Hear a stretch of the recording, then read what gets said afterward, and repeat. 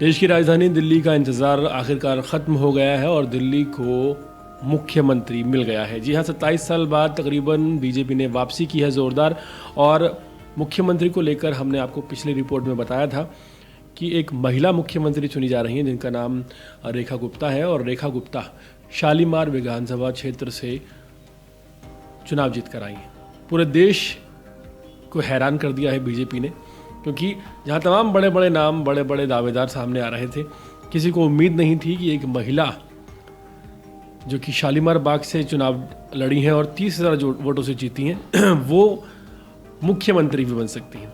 परवेश साहिब सिंह वर्मा, जिनको लेकर तमाम दावे मुख्यमंत्री पद के लिए किए जा रहे थे, परवेश साहिब सिंह वर्मा को उप मुख्यमंत्री की आप कह सकते हैं कि गद्दी दी गई है और मुख्यमंत्री की जो कुर्सी है वो रेखा गुप्ता को दी गई है।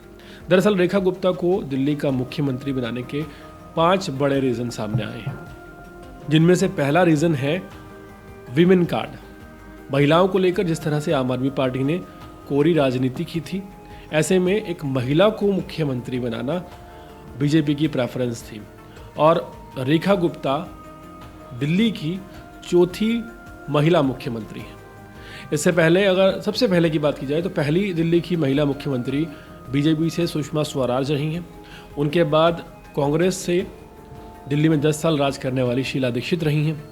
फिर आम आदमी पार्टी से आतिशी मार्लेना रही हैं।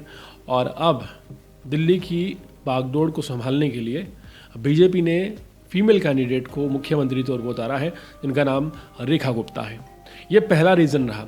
दूसरा रीज़न है वैश्य समाज, एक ऐसा समाज जो बीजेपी को दिल्ली में बहुत ज़्यादा सपोर्ट करता है।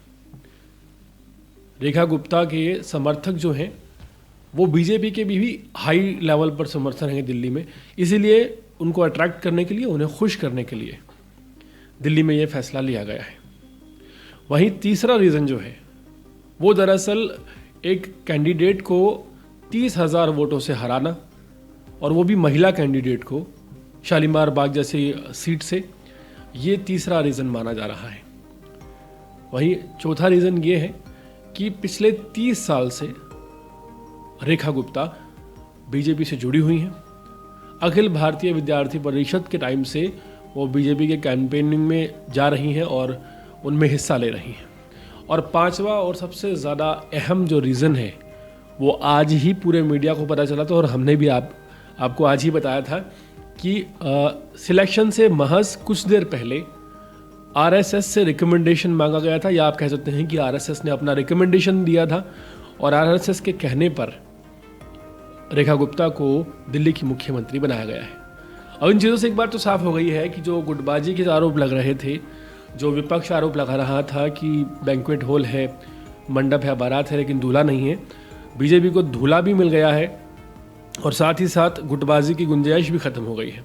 आप कह सकते हैं कि एक तीर से 2 निशाने साध लिए गए हैं, क्योंकि जितने भी कैंडिडेट, बाकी 9 कैंडिडेट्स जो नज़र आ रहे थे, जिनमें मनोज तिवारी, परवेश साहिब सिंह वर्मा, सतीश उपाध्याय, आशीष सूद, या फिर आप कह सकते हैं 2-3 बड़े नाम और थे, पवन शर्मा, ये सभी आपस में गुटबाजी करते।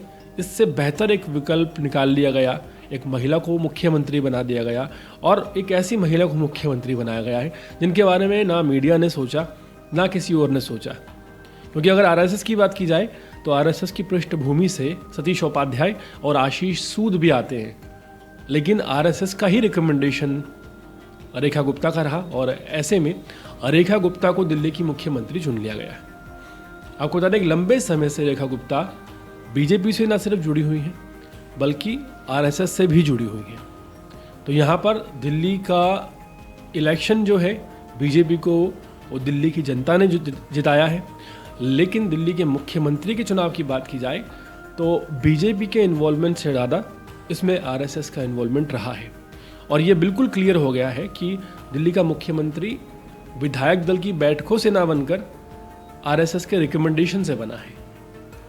आज आरएसएस के रिकमेंडेशन के बाद ही रेखा गुप्ता को दिल्ली की मुख्यमंत्री चुना गया है। कल सुबह यानी कि 20 फरवरी 2025 को 12:35 पर दिल्ली के रामलीला मैदान में रेखा गुप्ता मुख्यमंत्री पद की शपथ लेंगी और परवेश साहिब सिंह वर्मा उप मुख्यमंत्री की शपथ लेंगे। इस समारोह में, जिसे ओथ सेरेमनी कहा जाता है, प्रधानमंत्री नरेंद्र मोदी के साथ साथ तमाम बड़े नेता, केंद्र सरकार के, एनडीए शासित 20 राज्यों के मुख्यमंत्री, फिल्म स्टार्स, क्रिकेटर्स, एथलीट्स और कई महान हस्तियां शामिल होंगी। उम्मीद जताई जा रही है कि इस समारोह में तकरीबन 20,000 से ज़्यादा लोग जो कि लोकल दिल्ली के हैं वो पहुंचने वाले हैं, उन्हें निमंत्रण दिया गया है।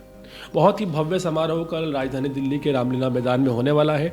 हाल फिलहाल क्यूरियोसिटी खत्म हो गई है और दिल्ली की जनता का इंतज़ार भी पूरी तरह से खत्म हो गया है। रेखा गुप्ता को दिल्ली की कमान सौंपने के लिए बीजेपी पूरी तरह से तैयार है। क्या कहना चाहेंगे आप कमेंट सेक्शन में ज़रूर बताएं और इसी तरह के लेटेस्ट अपडेट के जुड़े रहने के लिए देखते रहिए अर्पण न्यूज़। बहुत बहुत शुक्रिया।